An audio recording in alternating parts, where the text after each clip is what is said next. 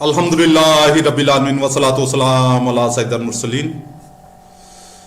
تفسیر تبیان القرآن، مقدمہ تفسیر۔ مکمل قرآن یک بارگی نازل نہ کرنے کی حکمتیں۔ نبی صلی اللہ تعالی وسلم کی نبوت کی 23 سالہ زندگی میں قرآن مجید متفرق طور پر تھوڑا تھوڑا کر کے نازل ہوتا رہا، یک بارگی یعنی کہ ایک ہی ٹائم میں، ایک ہی وقت میں مکمل کتاب نازل نہیں ہوئی۔ قرآن کریم میں سورہ بنی اسرائیل آیت نمبر 106 میں اللہ رب العزت کا ارشاد ہے، اور ہم نے اس قرآن کو تھوڑا تھوڑا کر کے نازل کیا ہے تاکہ آپ اس کو ٹھہر ٹھہر کر لوگوں کے سامنے پڑھیں، اور ہم نے اس کو حسب حالات بتدریج نازل کیا۔ سورہ فرقان آیت نمبر 32، 33، 32 اور 33۔ اور کافروں نے کہا، اس رسول صلی اللہ تعالی وسلم پر پورا قرآن ایک ہی مرتبہ کیوں نہیں نازل کیا گیا؟ ہاں، ہم نے اسی طرح تھوڑا تھوڑا نازل کیا ہے تاکہ ہم اس پر آپ کا دل مضبوط کریں، اور ہم نے اس کی بتدریج تلاوت فرمائی ہے، اور اس میں یہ حکمت بھی ہے کہ جب بھی یہ لوگ آپ کے پاس کوئی عجیب سوال لے کر آئے تو ہم نے اس کا بر وقت صحیح اور ٹھوس جواب دیا اور واضح اور روشن بیان کر دیا۔ قرآن مجید کو تھوڑا تھوڑا کر کے نازل کرنے کی حکمتیں۔ نمبر 1، نبی کریم رؤوف الرحیم رحمۃ اللہ للعالمین صلی اللہ تعالی وسلم کی قوم ان پڑھ تھی اور لکھنا پڑھنا ان کا بالعموم شعار نہ تھا۔ اگر قرآن یک بارگی مکمل نازل ہو جاتا تو ان کے لیے اس کو ضبط کرنا مشکل ہوتا اور ان سے اس میں بہت غلطیاں ہوتی۔ نبی کریم رؤوف الرحیم رحمۃ اللہ للعالمین صلی اللہ تعالی وسلم امی تھے، نزول کتاب سے پہلے آپ لکھتے اور پڑھتے نہیں تھے، اور تورات کو یک بارگی نازل کیا گیا کیونکہ حضرت موسیٰ علیہ السلام اسے پڑھ کر لوگوں کو سناتے تھے۔ نمبر 2، جس شخص کے پاس کتاب ہو وہ اس کتاب پر اعتماد کر لیتا ہے اور اس کو حفظ کرنے میں تساہل اور سستی کرتا ہے، اس لیے اللہ رب العزت نے یک بارگی مکمل کتاب نازل نہیں فرمائی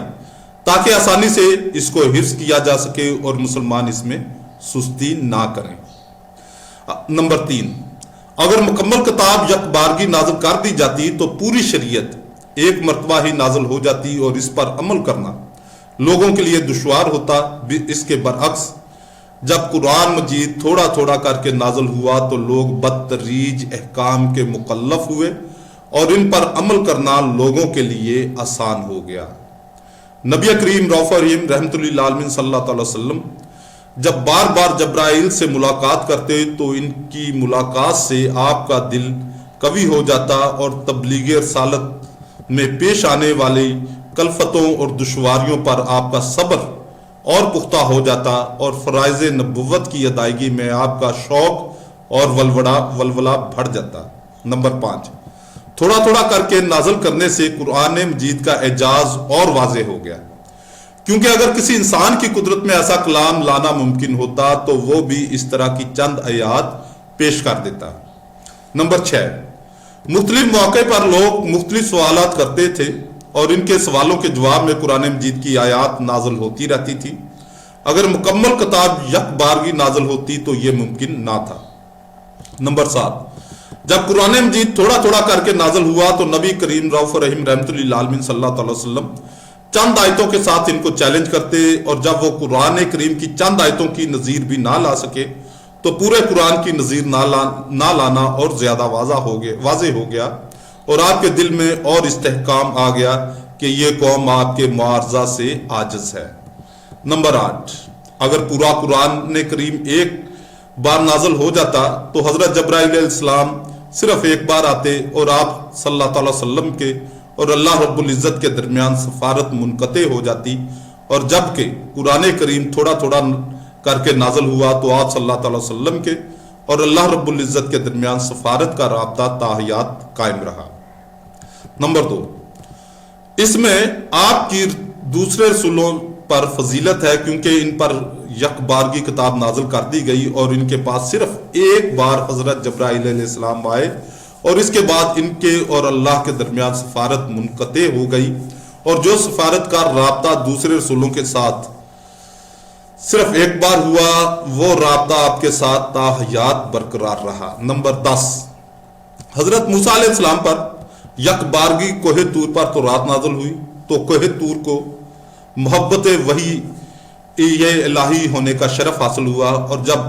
حضرت سیدنا محمد مصطفیٰ صلی اللہ علیہ وسلم پر تھوڑا تھوڑا کر کے مختلف اوقات اور مختلف مقامات پر قرآن کریم نازل ہوا تو مکہ مکرمہ اور مدینہ منورہ کے متعدد مقامات کو محبت وحی الہی ہونے کا شرف حاصل ہوا، حتیٰ کہ ام المومنین حضرت عائشہ کے بستر پر بھی قرآن کریم نازل ہوا۔ نمبر 11، مختلف اسباب اور واقعات کی وجہ سے بھی قرآن کریم کی آیات نازل ہوتی تھی۔ مثلا کسی کافر یا منافق نے کوئی دل آزار کلمہ کہا تو اس کے رد میں آپ کو تسلی دینے کے لیے آیات نازل ہوئی۔ مسلمانوں نے رات کے روزے میں روزہ توڑ لیا تو رات کا روزہ ختم کرنے میں آیات نازل ہوئی۔ منافقین نے حضرت عائشہ رضی اللہ تعالیٰ عنہ پر تہمت لگائی تو آپ رضی اللہ تعالیٰ عنہ کی برات میں آیات نازل ہوئیں۔ اللہ حض قیاس اگر قرآن مجید مکمل یک بارگی نازل ہوتا تو یہ ممکن نہ تھا۔ نمبر 12، بعض اوقات کوئی حکم نازل کیا جاتا پھر اس کو منسوخ کر دیا جاتا۔ مثلا پہلے بیوہ عورت کی عدت 1 سال رکھی گئی، پھر یہ عدت 4 ماہ 10 دن کر دی گئی، اور مکہ مکرمہ میں جہاد مشروع نہیں کیا گیا اور کفار کے مقابلہ میں صبر و ضبط کا حکم دیا گیا تھا، اور مدینہ منورہ میں جہاد کا حکم دیا گیا۔ اسی طرح ناسخ اور منسوخ آیتوں اور احکام کا سلسلہ اسی وقت ممکن تھا جب قرآن کریم تھوڑا تھوڑا کر کے نازل ہوا۔ اگر قرآن کریم یک بارگی نازل ہوتا تو یہ ممکن نہ تھا۔ نمبر 13، عرب کے لوگ زمانہ جاہلیت کی عادتوں اور رسموں میں جکڑے ہوئے تھے۔ اگر یک بارگی ان پر تمام احکام شرعیہ کا بوجھ ڈال دیا جاتا تو وہ گھبرا جاتے اور ممکن تھا کہ وہ ان تمام احکام کو قبول نہ کر پاتے۔ اس لیے حکمت اور مصلحت کا تقاضا یہ تھا کہ ان بدتریج احکام کا مکلف کیا جائے، اس لیے قرآن کریم تھوڑا تھوڑا کر کے نازل کیا گیا تاکہ جو عادات ان میں راسخ ہو چکی تھی ان کو آہستہ آہستہ بدلا جائے۔ نمبر 14،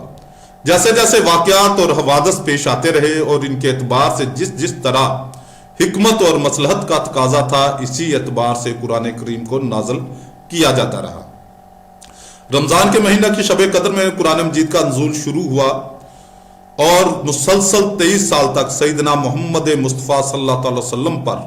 قرآن کریم تھوڑا تھوڑا کر کے نازل ہوتا رہا، اور اسی طرح نبی کریم رؤوف الرحیم رحمۃ اللہ للعالمین صلی اللہ علیہ وسلم کی رسالت کی